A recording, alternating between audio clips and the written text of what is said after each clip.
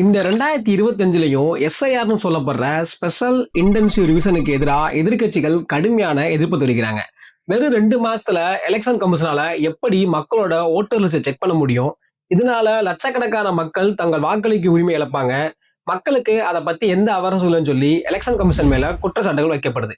But 1951 அப்பதான் India புதுசா பிறந்திருக்கு. இந்தியால அதுக்கு முன்னாடி பொதுமக்கள் எல்லாரும் பங்கேற்ற பொது தேர்தல் ஒண்ணு நடந்ததே கிடையாது.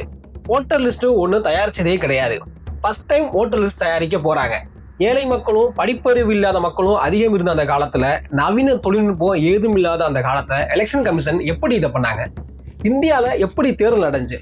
இத்தனை கட்சிகள் எலெக்ஷன்ல போட்டி போட்டாங்க. அரசாங்கமும் பொதுமக்களும் எலெக்ஷன் கமிஷனும் ஃபேஸ் பண்ண சேலஞ்சஸ் என்ன? மொத்த உலகத்தையும் திரும்பி பார்க்க வச்ச அந்த முதல் தேர்தலை பத்தி தான் இன்னைக்கு வீடியோல பார்க்க போறோம். கடைசி வரைக்கும் ஸ்கிப் பண்ணாம பாருங்க. அந்த காலத்துல பெண்கள் எப்படி ஓட் பண்ணாங்கன்னு தெரியும். எலெக்ஷன் கமிஷனோட அப்போதைய எஸ்ஐஆர் எப்படி இருந்துச்சுன்னு பார்ப்பீங்க. 1947 இந்தியாவுக்கு கிடைச்ச சுதந்திரம் வெறும் ஆரம்பம் தான். இந்தியாவோட முக்கியமான டாஸ்க் வறுமையில் இருந்த படிப்பறிவு இல்லாத கிராமப்புற ஏழை மக்கள் அனைவரையும் பொது தேர்தலில் பங்கு பெற வைக்கணும். இதற்காக அப்போதைய அரசியலமைப்பு குழு 1950 ஜனவரி மாசம் இந்திய தேர்தல் ஆணையத்தை ஏற்படுத்துறாங்க. மார்ச் மாசம் இந்தியாவின் தலைமை தேர்தல் ஆணையரா சுகுமார் பதவியேற்கிறாரு. அப்போதைய பிரதமர் ஜவஹர்லால் நேரு இந்தியாவுக்கு 1951 சம்மருக்குள்ள எலெக்ஷன் நடத்தி முடிக்கணும்னு சொல்லி டார்கெட் செட் பண்றாரு. பட் அது கண்டிப்பா சாத்தியம் கிடையாது. ஏன்னா அந்த டைம் பல வளர்ந்த நாடுகளுக்கு கூட யூனிவர்சல் அடல்ட் பிரான்சைஸ் கிடையாது. அதாவது வயது வந்த எல்லோருக்கும் வாக்குரிமை கிடையாது. அப்படி இருந்தாலும் அந்த நாட்டோட மக்கள் தொகை மிக குறைவா இருக்கும். இதை தெரிஞ்சுதான் நேரு சொன்னது, இது ஒரு மிகப்பெரிய அட்வென்ச்சர். வரலாற்றுல முதல் முறையா மனித குலத்துல 1/7 பகுதியினர் வாக்களிக்க போறாங்கன்னு சொன்னாரு. இந்த சேலஞ்ச் எல்லாம் தெரிஞ்சுதான் அப்போதைய தேர்தல் ஆணையர் சுகுமார் இந்த சேலஞ்சுக்கான ரெஸ்பான்சிபிலிட்டி எடுக்கிறாரு. தேர்தல் நடத்த மற்ற பணிகளை மேற்கொள்றாரு. ஆனா அவர் நினைச்ச மாதிரி அந்த டாஸ்க் ரொம்ப ஈஸியா இல்ல, ரொம்ப சேலஞ்சஸ் இருந்துச்சு. அந்த சேலஞ்ச் எல்லாம் ஒன்னொன்னா பார்ப்போம் வாங்க. ஃபர்ஸ்ட் தொகுதி பிரச்சனை. அதாவது பார்லிமெண்ட்டுக்கும் சட்டமன்றத்துக்கும் எத்தனை தொகுதிகள் முடிவு பண்றது, அதை மாநிலங்களுக்கு இடையே பிரிச்சு கொடுப்பது, மேலும் பட்டியலின மற்றும் பழங்குடி மக்களுக்கான தொகுதிகளை ஒதுக்குவதுதான் எலெக்ஷன் கமிஷன் முன்னாடி இருந்த மிகப்பெரிய பிரச்சனை. அவங்க அதற்கு 1941 மக்கள் தொகையை அடிப்படையாக எடுத்தாங்க. அதன்படி 7,50,000 மக்களுக்கு ஒரு எம்பியும் 75,000 மக்களுக்கு ஒரு எம்எல்ஏனும் முடிவு செய்யப்பட்டது.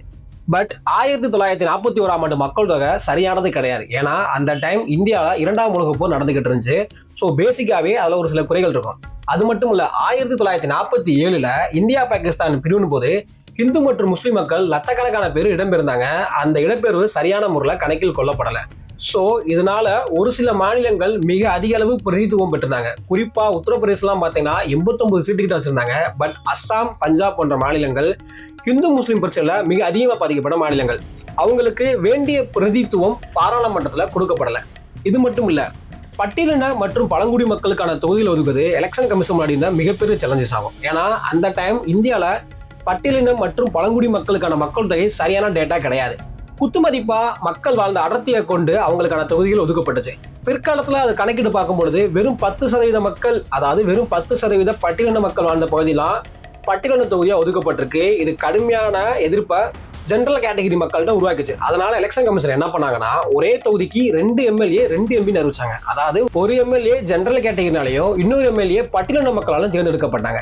இந்த மாதிரி இந்தியால அந்த டைம் பிரிக்கப்பட்ட மொத்த தொகுதிகள் எண்ணிக்கை எவ்வளவு தெரியுமா? மொத்த பாராளுமன்ற தொகுதிகள் எண்ணிக்கை 489. மேலும் 2 எம்பி 2 எம்எல்ஏ கொண்ட தொகுதிகள் எண்ணிக்கை 86. அதாவது இது பார்லிமெண்ட் சொல்றேன். பட் இந்த தொகுதியில் அனைத்தும் இன்னும் அக்யூரேட் மக்கள் தொகையின் அடிப்படையில் கொடுக்கப்பட்டது. கரெக்டான அக்யூரேட்டா கொடுக்கப்படல. இதை சரி செய்யறதுக்கு அடுத்த 10 ஆண்டுகள், அதாவது 1961 மக்கள் தொகை கணக்கெடுக்கிறது அப்புறம் தான் எலெக்ஷன் கமிஷன் மீண்டும் டெலிமிட்டேஷன் கமிஷன் அடிப்படையில் அதை ரீஸ்ட்ரக்சர் பண்ணாங்க. எலெக்ஷன் கமிஷன் முன்னாடி இருந்த 2வது மிகப்பெரிய சேலஞ்சு கட்சி பிரச்சனை, அதாவது பொலிட்டிக்கல் பார்ட்டிஸ். இந்தியா விடுதலை பெறுவதற்கு முன்னாடி வரைக்கும் இந்தியாவில் இருந்த கட்சிகள் எண்ணிக்கை மிக குறைவு. அப்போது இருந்த முக்கியமான கட்சின்னு பார்த்தீங்கன்னா Indian national Congress, communist party, socialist party மாதிரி கட்சிகள் தான். பட் இந்தியா விடுதலை அடைஞ்சதுக்கு அப்புறம், குறிப்பா தேர்தல் வேலைகள் ஆரம்பிக்கப்பட்ட பிறகு இந்தியாவில் கட்சிகள் எண்ணிக்கை திடீர்னு அதிகமாக ஆரம்பிச்சிச்சு. இதை குறிப்பிட்டு சுகுமார் அவருடைய புக்ல குறிப்பிட்டிருக்காரு, மலையில வளர்ந்த காலா மாதிரி அரசியல் கட்சிகள் திடீர்னு உருவானாங்கன்னு சொல்லி. பட் இங்க ஒரு பிரச்சனை என்னன்னா, இந்த கட்சிகள் யாருக்குமே தேர்தல் பற்றிய எந்த விதமான அனுபவமும் கிடையாது. இந்த கட்சிகள் எல்லாருக்குமே ப்ராப்பரா ட்ரைனிங் கொடுக்கணும். எலெக்ஷன் கமிஷன் இதற்காக மத்திய மற்றும் மாநில அளவுல ஸ்பெஷலா ட்ரைனிங் செஷன் கண்டக்ட் பண்ணாங்க. இந்த கட்சிகளை எப்படி ஃபார்ம் பண்றது, கட்சிகளை எப்படி ரிஜிஸ்ட்ரேஷன் பண்ணணும், சிம்பிள் அலோகேஷன் அவங்க எப்படி எடுத்துக்கணும் போன்ற ட்ரைனிங்ஸ் எல்லாம் கொடுக்கப்பட்டுச்சு.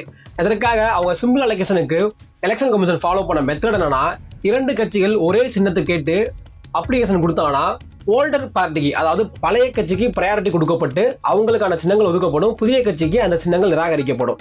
இந்த மாதிரி பிரச்சனையெல்லாம் எலெக்ஷன் கமிஷன் ஃபேஸ் பண்ணாங்க. இப்படி மொத்தம் 53 கட்சிகள் போட்டி போட்டாங்க. அதில் தேசிய கட்சிகள் 14, மாநில கட்சிகள் 39. இன்றைய இந்தியாவில் நம்ம கம்பேர் பண்ணும்போது இந்த கட்சிகள் எண்ணிக்கை மிக குறைவு தான். ஏன்னா இன்னைக்கு கட்சிகள் எண்ணிக்கை 100க்கும் மேற்பட்ட கட்சிகள் இருக்கு. பட் அப்போதைய இந்தியாவில் இந்த 53 கட்சிகள்ன்றது மிக அதிகம். ஏன்னா இந்தியா விடுதலை பெறுவதற்கு முன்னாடி முக்கியமான கட்சிகள் 5 6 தான். பெரும்பான்மையான கட்சிகள் பேரு கூட தெரியாது. பட் எலெக்ஷன் அறிவிச்சதுக்கு பிறகு இத்தனை கட்சிகளும் எலெக்ஷன் கமிஷன் முன்னாடி போய் விண்ணப்பிக்கிறாங்க, எங்களுக்கு இந்த சின்னங்கள்லாம் வேணும்னு சொல்லி. இவங்களுக்கான சின்னங்களை ஒதுக்கீடு பண்ணி அவங்களுக்கான ballot box, ballot paper ready பண்றது எலெக்ஷன் கமிஷனுக்கான மிகப்பெரிய வேலையா இருந்துச்சு. 3வது சேலஞ்ச், எலெக்ஷன் கமிஷன் முன்னாடி இருந்த மிக முக்கியமான பிரச்சனை எலெக்ஷன் மிஷினரி, அதாவது தேர்தல் கட்டமைப்பு. எலெக்ஷனை ஸ்மூத்தா நடத்த வெறும் சீஃப் எலெக்ஷன் கமிஷனர் மட்டும் போதாது, அவருக்கு கீழே வேலை பார்க்க மற்ற ஆபீசர்ஸும் வேணும். பட் இங்க யாருக்கும் எலெக்ஷன் எப்படி இருக்குன்னு கூட தெரியாது. அவங்க எல்லாருக்கும் ட்ரைனிங் கொடுத்து எலெக்ஷனை ஸ்மூத்தா நடத்தணும். அது மட்டும் இல்ல, போலிங் பூத்ஸ் ஓப்பன் பண்ணணும். இந்தியாவில் அந்த டைம் இப்போ இருக்கிற மாதிரி சோஃபிஸ்டிகேட்டடாக கவர்மெண்ட் ஆஃபீஸர்ஸோ, கவர்மெண்ட் ஸ்கூல்ஸோ, காலேஜஸோ கிடையாது. ஸோ ஃபர்ஸ்ட் போலிங் பூத்துக்கு என்ன பண்ணாங்கன்னா, எங்கெல்லாம் ஸ்கூல்ஸ் அண்ட் காலேஜஸ் இருக்கோ அதை யூஸ் பண்ணிக்கிட்டாங்க. ஸ்கூலும் காலேஜும் இல்லாத இடத்துல post office, railway stations, railway sets, police stations, temples போன்ற இடங்களை யூஸ் பண்ணிட்டாங்க. இந்த மாதிரி எந்த வசதியும் இல்லாத இடங்கள்ல டெம்பரவரியா டென்ட் போட்டும் மரத்துக்கடிலையும் வாக்குச்சாவடி மையம் அமைக்கப்பட்டிருக்கு. இப்படி மொத்தம் அமைக்கப்பட்ட வாக்குச்சாவடி மையங்கள் எண்ணிக்கை 2,24,000. எலெக்ஷன் டியூட்டிஸ்க்காக எல்லா டிபார்ட்மெண்ட்ல இருந்தும் ஆஃபீஸர்ஸை டெபுடேஷன்ல வேலைக்கு எடுத்திருக்காங்க. அவங்க எல்லாருக்கும் ட்ரைனிங் கொடுக்க சீஃப் எலெக்ஷன் கமிஷனரே டைரக்டா எல்லா ஸ்டேட்டுக்கும் போயிருக்காரு. அந்த ஆஃபீஸர்ஸ் எல்லாரும் இரும்புல செஞ்ச போலிங் பாக்ஸை தூக்கிட்டு மோஸ்ட்லி அவங்களோட போலிங் பூத்துக்கு நடந்தே போயிருக்காங்க. ஏன்னா அந்த டைம் போக்குவரத்து வசதியே ஒன்றே கிடையாது. மொத்தம் 38 லட்சம் போலிங் பாக்ஸஸ் தயாரிச்சிருக்காங்க. அதாவது ஒவ்வொரு வேட்பாளர்களுக்கும் தனித்தனி வாக்கு பெட்டி உருவாக்கப்பட்டிருக்கு.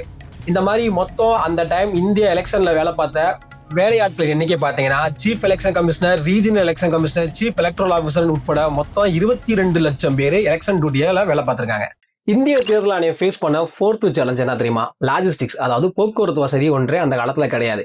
இந்தியாவோட மொத்த பரப்பளவு 32 லட்சம் ஸ்கொயர் கிலோமீட்டர்.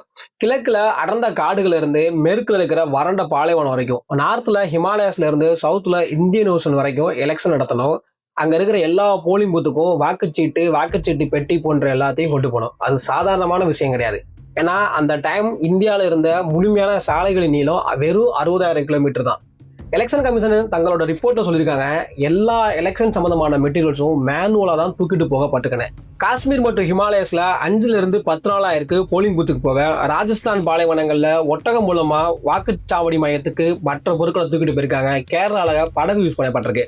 ஒடிசா மற்றும் அசாம்ல பழங்குடிகள் வாழ்ந்த அடர்ந்த வனப்பகுதியில ஹெலிகாப்டர் மூலமா போயிருக்காங்க. ஒரு சில இடங்கள்ல யானைகள் மூலமாகவும் லோக்கல் கார்டு மூலமாகவும் கொண்டு போயிருக்காங்க. எலெக்ஷன் சம்பந்தமான இம்மிடியட்டான தகவல் சொல்ல அந்த காலத்துல நவீன தொலைத்தொடர்பு வசதி கிடையாது. ஸோ போஸ்டல் ரன்னர்ஸ் யூஸ் பண்ணப்பட்டிருக்கு. அதாவது ஒரு வாக்குச்சாவடி மையத்துல இருந்து இன்னொரு வாக்குச்சாவடி மையத்துக்கு போஸ்டல் ரன்னர்ஸ் ஓடி போய் தகவல் சொல்லுவாங்க. இவங்க சென்ட்ரல் பாயிண்டை மீட் பண்ணி அங்கிருந்து தகவலை மற்ற இடத்துக்கு கொண்டு போய் சேர்ப்பாங்க. டெல்லி சென்ட்ரல் பாயிண்டா இருந்திருக்கு. அதுக்கப்புறம் லக்னோ, மெட்ராஸ், பம்பாய், கல்கத்தா போன்ற நகரங்கள் கனெக்டிங் பாயிண்டா இருக்கு. இந்த முக்கியமான நகரங்கள்லாம் ரயில் மூலமா கனெக்ட் பண்ணப்பட்டிருக்கு. அங்கிருந்து எப்படிலாம் வாக்குச்சாவடி மையத்துக்கு போக முடியுமோ அப்படிலாம் தேவையான எல்லா பொருட்களையும் கொண்டு போய் சேர்த்திருக்காங்க.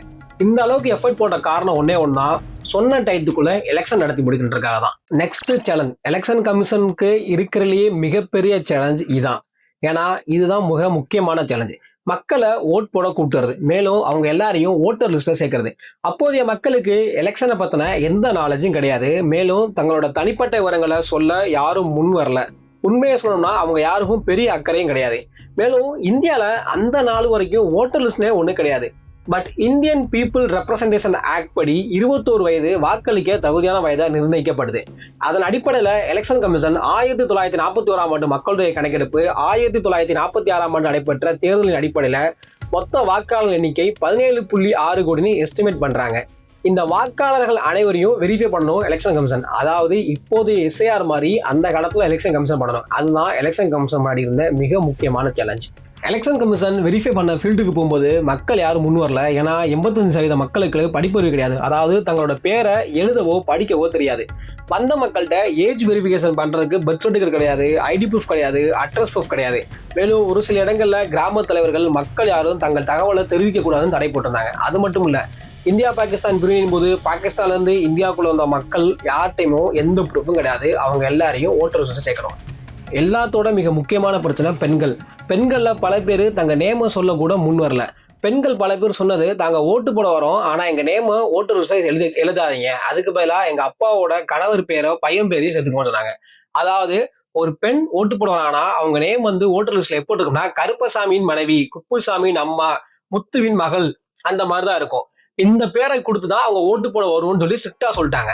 But election commissioner Sukumar sir என்ன சொன்னார்னா, பெண்கள் இந்த மாதிரி பேரை கண்டிப்பா கொடுக்க கூடாது, அவங்க ஒரிஜினல் நேம் தான் கொடுக்கணும்னு சொல்லியிருந்தாரு.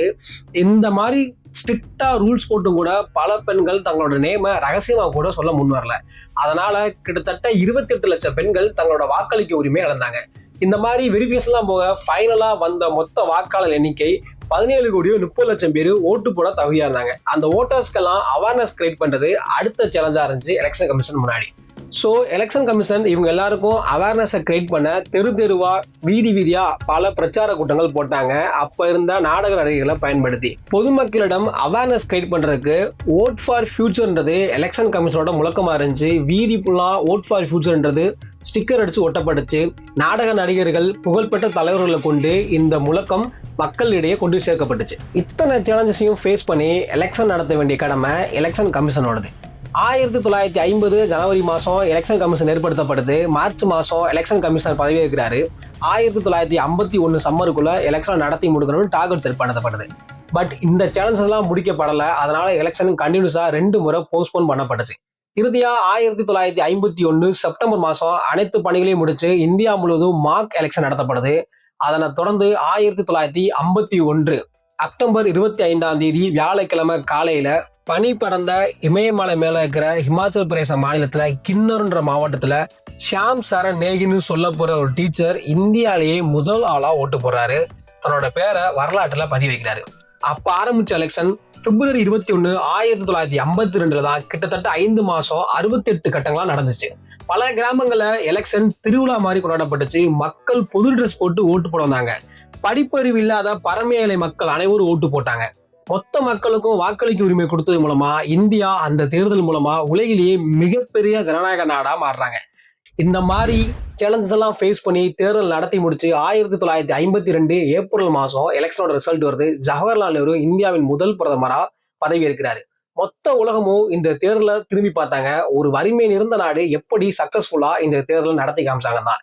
இந்த பொது தேர்தலை நடத்தி காமிச்சது மூலமா இந்தியா மொத்த உலகத்துக்கும் சொன்னது ஒன்னே ஒண்ணுதான், மக்களோட அதிகாரமும் மக்களோட பவரும் எந்த தடையும் தாண்டி அவங்க கைக்கு கொண்டு போய் சேர்க்க முடியுன்றதான், அதை யாராலையும் பறிக்க முடியாதுன்றதான்.